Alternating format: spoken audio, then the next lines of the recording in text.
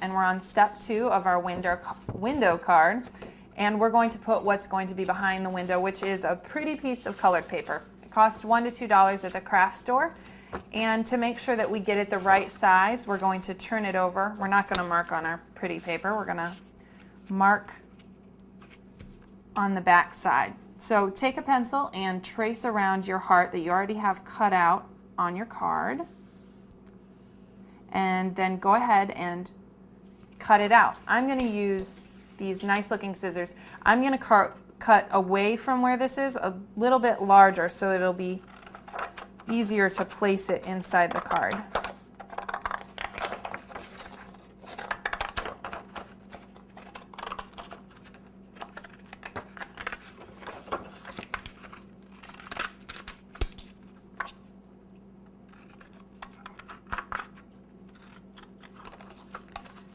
And then after we have this finished, we're going to glue it down with a glue stick.